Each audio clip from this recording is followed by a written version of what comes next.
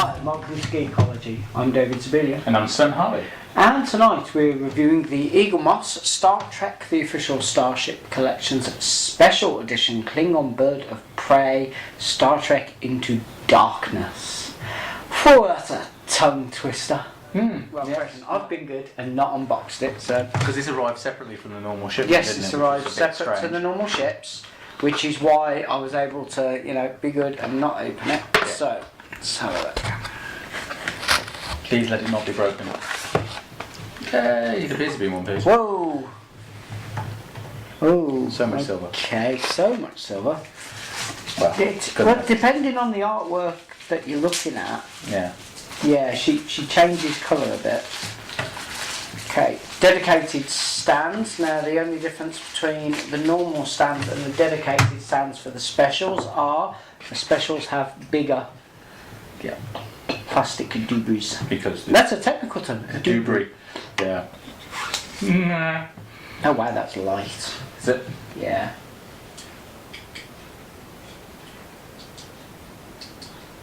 Okay, where's the metal? Oh, that one piece. There it is. Oh yes, please. Okay, so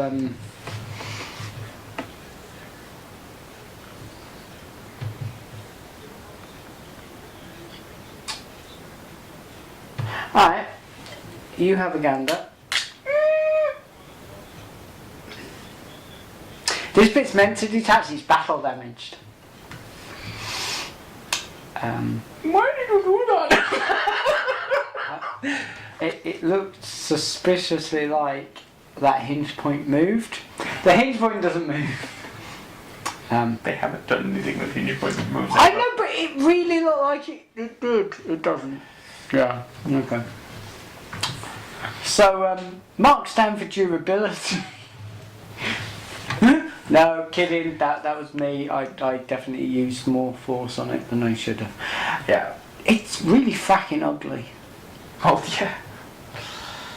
But we said that when we saw it in the screen on the screen, didn't we? Oh yeah. Yeah. If I recall, you said quite a lot of other things when you saw it on the screen the first time as well.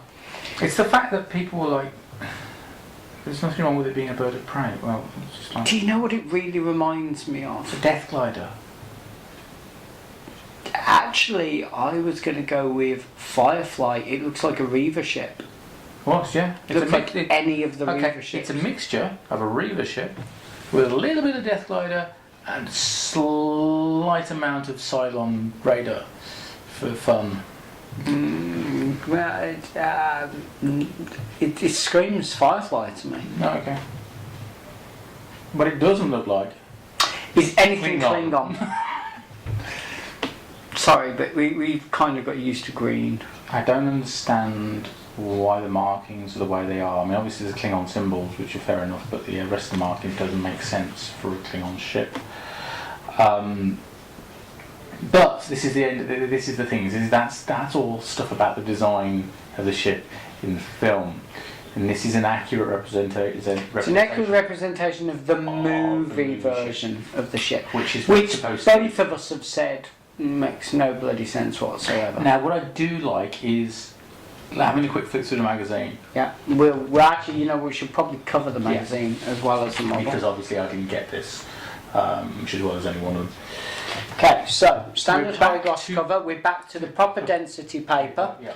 This magazine stands out more than all of its predecessors due to the sheer volume of artwork, concept art, actual art. See, now that would have made much more sense. That looks like a bird of prey. The amount of concept art in this magazine is more than they have put in any other issue to date. And some of the history on the ship is just insane.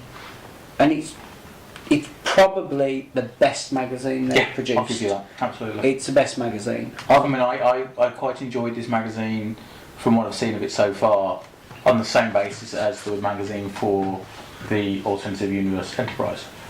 Yes. Of the amount of backstory that explains what they were playing at. Yeah. Frankly. Okay, so let's go with size. It's a reasonable size. It's comparable with the previous models they've released in this range. weight, because for some reason people seem to judge these on weight.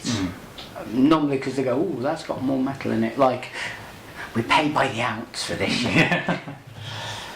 It's absolutely bloody hideous, but as Sven said, it is an accurate representation of what the ship should actually look like.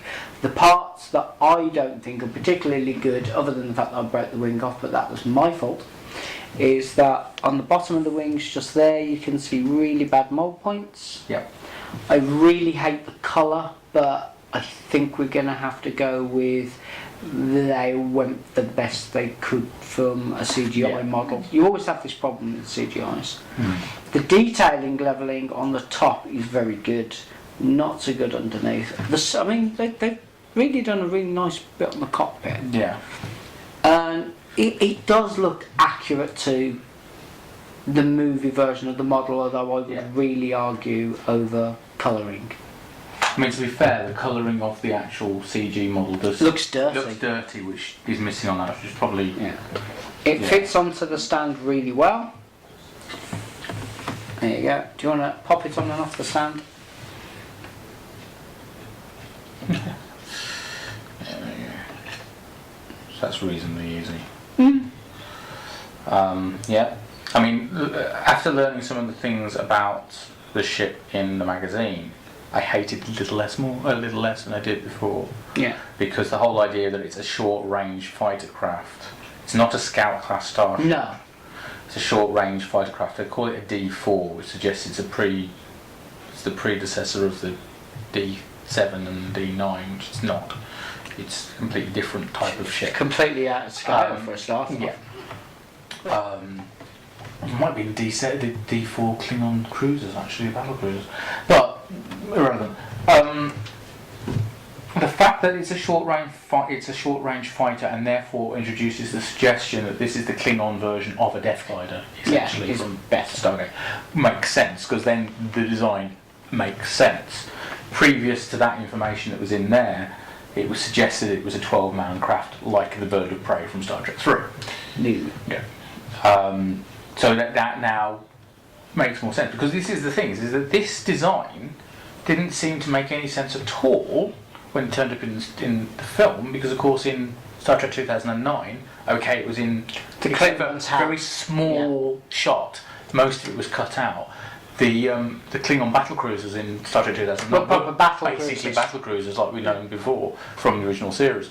So that design kind of was like a bit jarring, and you're like, really? Doesn't make sense. But now we know what it is, and therefore it's a primarily atmospheric craft rather than a spaceship, essentially. Now it makes sense. Well, just as a model, accurate to the show, movie. Yeah. Based on the artwork we've seen in the magazine and through independent sources. Yeah, and what we saw in Into Darkness, obviously. It's getting a very unenthusiastic 8.5. It's unenthusiastic just because I really dislike the ship. Yeah. The only reason I own the ship is because it's part of the collection and I want the entire collection. But they could have skipped this and I'd have been quite happy. The thing is that from a model point of view, it is what it should be. Yes, yeah, that's why it's scoring so high. Because in my opinion, my actual opinion is, I don't like it. Yeah. But I'm having to score it on the fact that it is accurate to the model, which is what it's meant to be. And although I don't like the mold points underneath, so you're gonna comment about the fact I said model when it's CGI or. No, I was just gonna go with that, and the magazine's really, really good. Oh, the magazine's fantastic. As a package. But I don't buy it for the magazine, I buy it for the ship. Yeah. So I see it more as a package, and to be honest, I would, if I had bought it, I would give it an 8 myself. Okay. Because that is what it should be. Yeah. I hate it. Yeah. But it is exactly what it's meant to be. No. But it's what it's meant to be, and that is what the whole point of the collection. These ships are meant to be what they're meant to be. And that is a really good mag. Again, like the magazine's really got to be impressed with. Yeah, exactly the same as with the Enterprise special from. Actually, more artwork in this. There's more artwork in this, but the background information on development of the ship in the Enterprise one was also really, really good. Yeah, and even though the Enterprise is an okay model based on possibly it's not my least favourite Enterprise, but it's not my favourite by any stretch of imagination. That made sense. Alright, well, okay, well, that about wraps it up for that. Should we do our convention review? Yes. Alright. This is really short. One convention review coming up.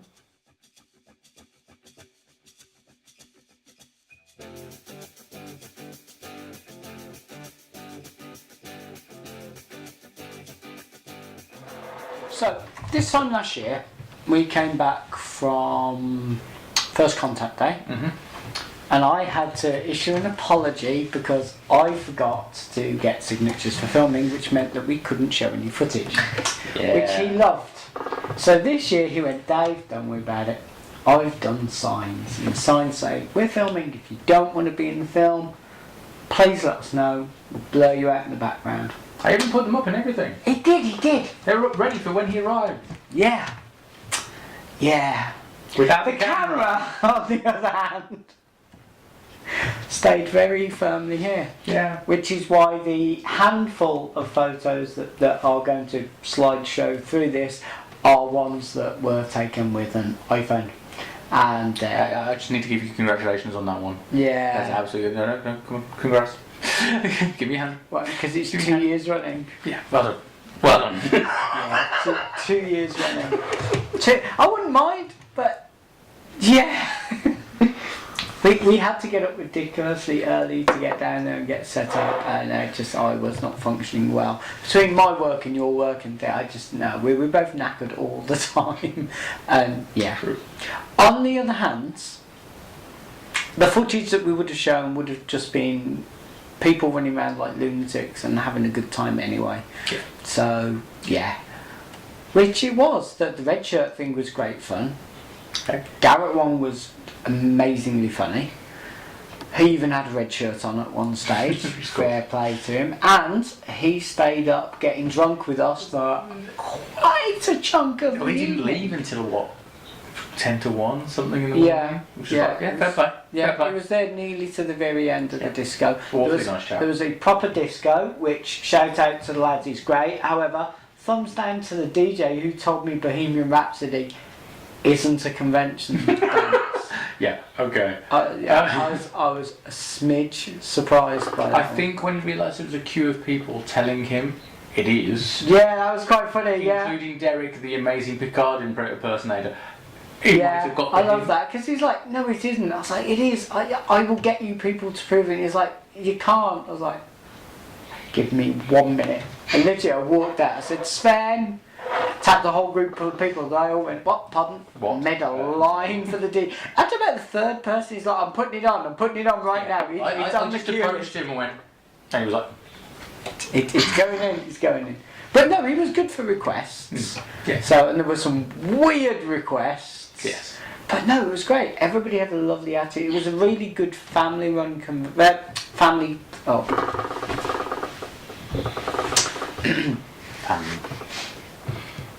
It was a really nice fan-run convention. They had a great family feel to it. There were lots of people there just for the day or for the whole weekend. I think everybody had really positive things to say. There's quite a few families definitely Yeah. looking around, so that does make it did seem really good in that way. A little bit of a shame it was so spread out.